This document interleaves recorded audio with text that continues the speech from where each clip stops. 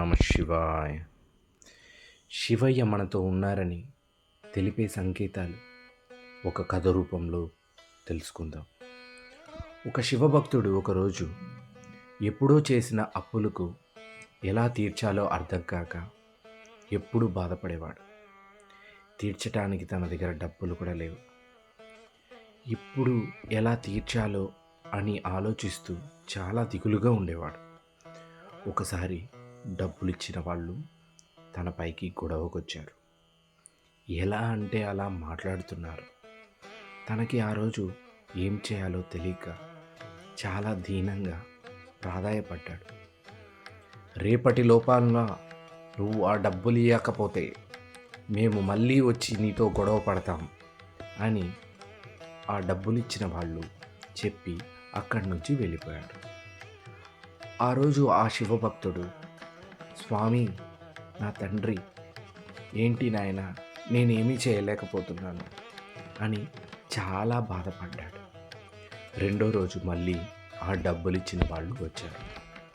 అప్పుడు ఆ శివభక్తుడు తనకే తెలియకుండా వాళ్ళతో చాలా ధైర్యంగా, నేను తీసుకున్న మాట నిజం, ఇచ్చేది నిజం, కానీ మీరు ఇలా నాతో గొడవ పడితే నేను మీకు ఏ డబ్బులు ఇవ్వను అని చెప్పి చాలా ధైర్యంగా వాళ్ళతో మాట్లాడాడు. ఆ ధైర్యాన్ని చూసిన వాళ్ళు, ఆ అప్పిచ్చిన వాళ్ళు అక్కడి నుంచి గమ్ముగా వెళ్ళిపోయారు.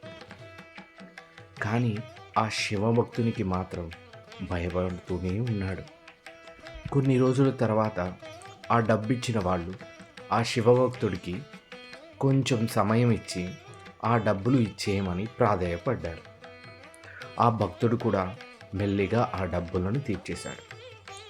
ఈ కథ చాలా మామూలుగా అనిపించవచ్చు, కానీ శివయ్య ఆ రోజు డబ్బులు కట్టే అంత స్థాయి ఆ శివభక్తునికి ఇవ్వలేకపోయినా కూడా ఎటువంటి సమస్య వచ్చినా ఆ భక్తుడు ఎదుర్కొనే ధైర్యాన్ని తనకిచ్చాడు.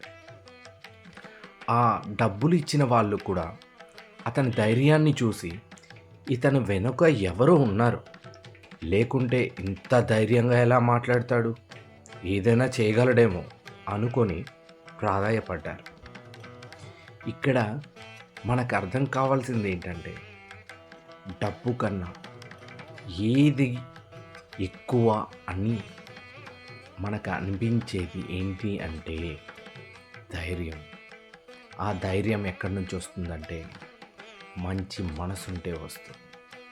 ఆ మంచి మనసు ఎప్పుడైతే శివయ్యతో తన పాదాల దగ్గర, తండ్రి నువ్వు తప్ప నాకు ఇంకా ఎవరూ లేరు, నా జీవితం నీదే, నా తండ్రివైనా నా తల్లివైనా నువ్వే నా తండ్రి అని ఏ రోజైతే ఒక నిస్సహాయత స్థితిలో ఉండి, శివయ్య నువ్వే నాకన్నీ, నేను ఏమీ చేయలేను అని అనుకుంటారో, ఒక నరసింహుడిలాగా, ఒక కాలభైరవుడిలాగా మన వెంట ఉండి ఎదుటి వాళ్ళు మనల్ని ఎంత అవహేళన చేయాలన్నా, మనల్ని ఏమి చేయాలన్నా మన మీదకి వచ్చినా కూడా లోకాన్ని నాశనం చేయగల శక్తి మనల్ని కాపాడుతుంది అన్నది ఎవరికి తెలియదు కదా.